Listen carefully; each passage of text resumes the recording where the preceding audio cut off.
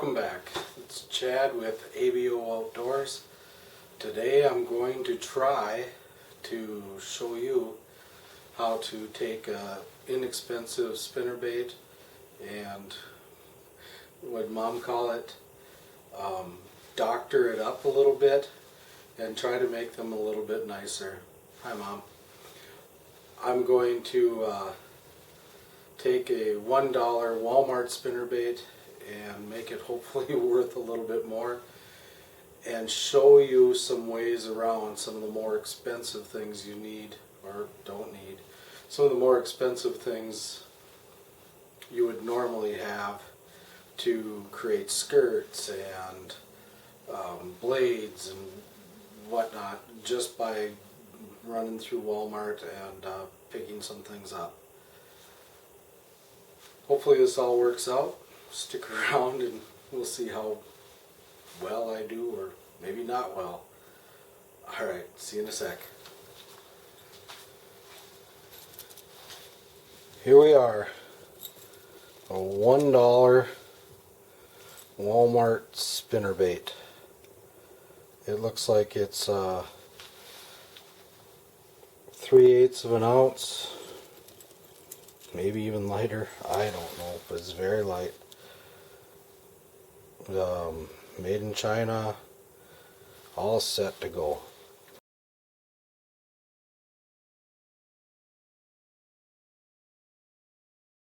I don't know if you can see this from there, but these came with that R bend.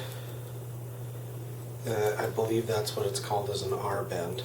They're not great for what I usually fish because I generally do not direct tie to them. I'm fishing muskies and northern pike, and usually I'll have a leader or some kind of snap in place to switch them out because I didn't like the color or whatever it might be. Here's an example of what happens with our bend spinnerbaits. Okay, got it snapped on there. I cast. That's the retrieve, or I catch a fish, and even worse. Does that make sense? So when that slips, well, it'll cost you a fish if nothing else, but it definitely will cost you a cast. So I'm not a fan of the R-bend spinnerbaits. I'm sure there's a reason for them. Maybe they do something I'm not aware of. Maybe their flex is good for something or another, but for what I use them for, it's not great. I'm going to show you how I fix that and what I do to change it. Pliers. You take and you put the pliers right where the R meets the crossbar. Do you see that? Am I in focus? Am I doing well? Just like so. I'm making that as awkward as possible because it's me, but you grab it there. You take your thumb and your forefinger and you just simply wrap all the way around one time. And now you have a closed loop spinnerbait. Did that focus? Great.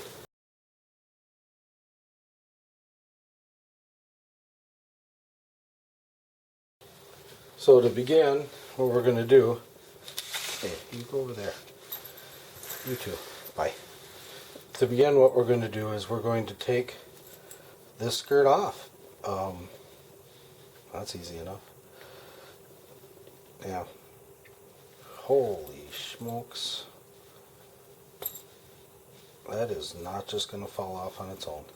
So we take that skirt off, just pull it off there. You can see that there's so little material there that this just comes right off easily. And that is all the skirt material that was on there. That's it. The skirts, when you put them together, I have 10 different ways that I can use to put these skirts together. But this is the standard tool you'd use. You basically take the skirt material, you hook it, you pull it up in there, you slide. I just threw it away because me. There, this will work. This is the one that came off it. This is going to be incredibly hard to see.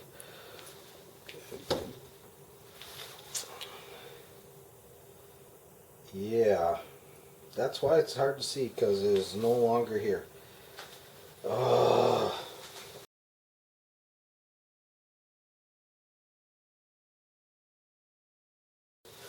This will work. I found it. So this slides over this whole mechanism, and you run it up that tube, and you pull that skirt material up in here. Yep, that's going well. Like that. Slide that off on the skirt material, and you basically put the skirt back together. So that's one method. I think I came up with an alternative. Bought a pen that you can take apart. It's fancy, but if you look, it's the same basic idea, right? I don't know how much these cost. I don't remember where I got it from. So there it is. But if you don't have one, I mean, we're going to make this the same idea. So this is cheap wire that you get at the crafts area. Same pliers we were using before. Snip them. Same concept we did before. Bending and easy, bending and bending. I think I kind of made it the same. I don't know. Good enough. I think my grandpa used to say, good enough for the girls we date. My grandma was really a pretty sweet woman. So what we're going to do is we're going to just, same idea. See that? Now as far as this loop on the end, yeah, I could do that. I guess I'll show you. We'll get fancy. Oh yeah. Look at me go. Fancy, fancy, fancy. So these you can get at any craftsy thing. Oh yeah. And I'm just spinning it around like that. I come back here, give it another turn, and I'm doing the same thing we did to the spinnerbait. So if you didn't see what I did to the spinnerbait, that's what I did to the spinnerbait. I just twist it. Doesn't require a whole lot of you, and there it is.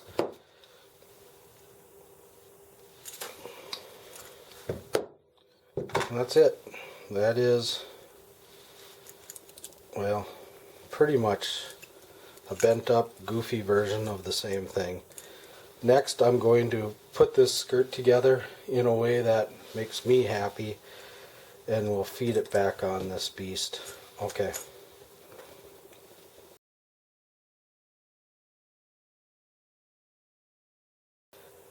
Now you get to watch me awkwardly try to hook that with that hook, pull it up into the body, and slide something on it to hold it. Now I realize that we don't all have laying around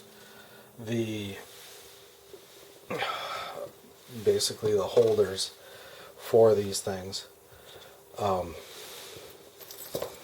These little clear poly,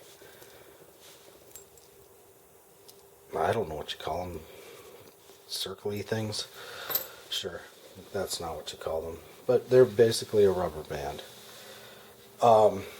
Anybody who has a daughter who's, you know, or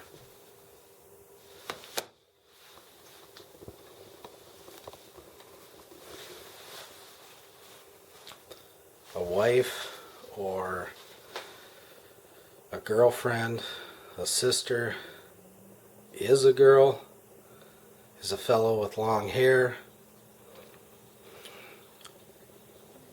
Yeah.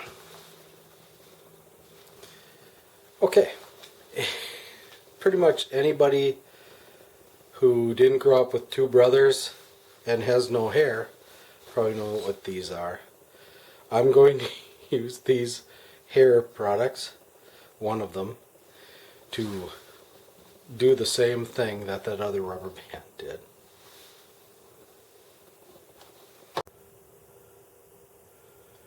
Okay, I don't know if you can see this, but I've basically doubled the number of strands that the spinnerbait had originally. The stuff I have is, well, considerably longer than what's on here from them, I guess.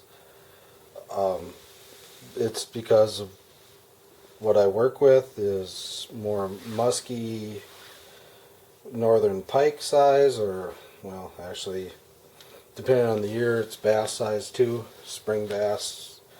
So I'm going to run all of this together as best I can into one uniform pile, kind of matching sort of that, sort of. Then we're going to take the tool I just made in front of you, hopefully. I'm going to hook it, and we're going to pull the end up inside of here. Then we're going to roll this stuff down onto it, and it'll lock it in. This is hard because my arm is completely in your way. So I'm going to move my arm. You can see it. I'm pulling this up in there. Once I get it past a certain point, just like so, I'm going to try really hard to roll these things down onto it off of this tube. There it goes. I guess that wasn't so terrible.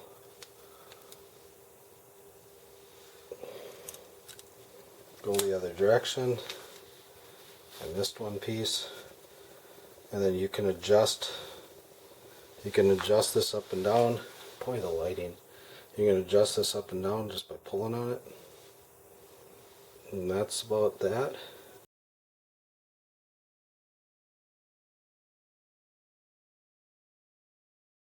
Okay, so what I've done is I've doubled basically the amount of material on that. Makes it look a little bit more, I don't know, full. And there that is. The next thing I want to address is this. Silver on silver on silver with some silver on it. Well, it's not terrible. It's not great either. I would like to make, this is going to run a little bit deeper because of this blade type. This doesn't match. So I want to make them match. So I'm going to take, I don't know, had some fun, and I went to the walleye section and I dropped me a buck or so on that blade. I'm going to spin this blade off, put that blade on. We'll see how awkward I can make this look, because it really isn't hard, but everything I do, I make it look as hard as possible, because me. And again, if I can do it, you can definitely do it. I really do not hate that. I like that, actually. So, there it is. We're going to move this stuff out of the way, and we're going to put that on there. Here we go. Now, I don't have fingernails really of any, nothing to talk about anyway. And I could use a split ring pliers, do the whole thing, but these are really pretty thin, the split rings are. And so what I'm doing is I'm sliding the little bit of thumbnail I have in between the grooves on the split ring, and I'm spinning it now. I'm going to spin it, get it close to the end, shove my thumbnail in there, because me, and then using my thumb, pull away, and I'm just going to, yeah, sound effects are really important when you're doing stuff like this. And there, now, this is, I think, kind of a cooler look. It matches the blade matches the bait. It's, this type makes kind of a thumpy thing going, more than these do.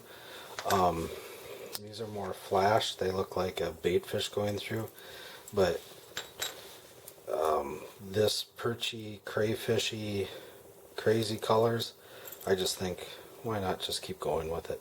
So you can, the blades are easy to slide, you know, trade out. I said again. The blades are fairly easy to trade out, especially of this smaller size. You get bigger size blades, you're starting to spend $1 or $2. These you can get very inexpensively at the, well, pretty much any sporting goods store for walleyes. It's this size, it all works out.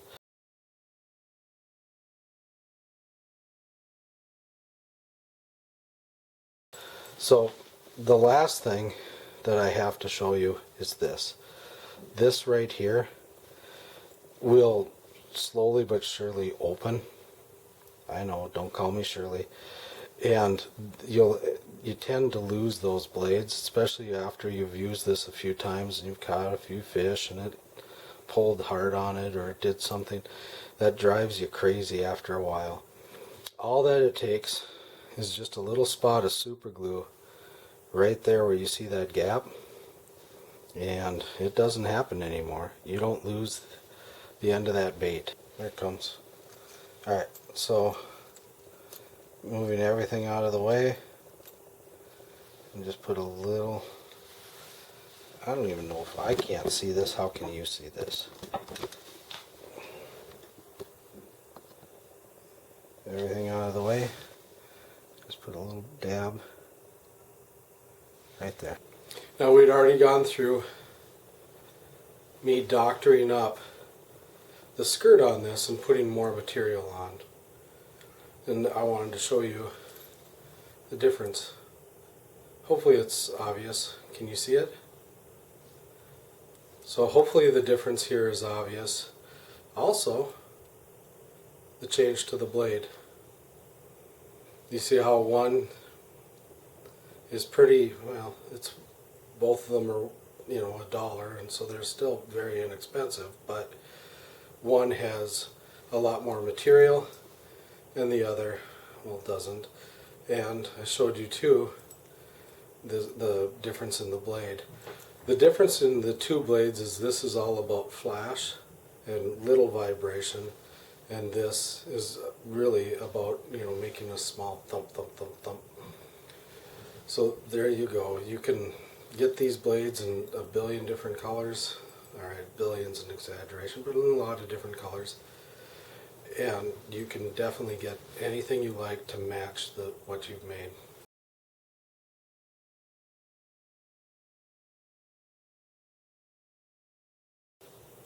Next I want to show you something about a trailer hook. Each one of these spinnerbaits, well, they have a single hook. You want more than one hook if you can get it. Plus, fish tend to nip the end of the blade here, or the end of the spinnerbait. So fish tend to come up and nip the end and don't get hooked. The trailer hook gives you that much more hooking potential. I'll be right back. I'm going to grab one. A trailer hook usually comes similar to that. You buy them sized to the spinnerbait. So I've got some really big ones that I use for northerns and muskies, and this is the smallest one that could find for, well, obviously a spinnerbait this size. You simply take and thread that hook through the eye of the other hook, and this piece of rubber holds it in place. What I like to do with the trailer hook is use it as an opportunity to add some dimension to the bait. And I'm just taking a regular grub tail, twister tail, threading it onto the trailer hook. And when all is said and done, it adds that much more to the overall appearance of the spinnerbait. So this is before our bend, non-matching blade, thin skirt material. This is after. Hopefully you can see what I've done to doctor this up and make it a little easier to use and a little better, hopefully, for fishing. At least this is what I've found increases the opportunity. Thank you. I don't have to say thank you. Increases the opportunity. Okay. We're done?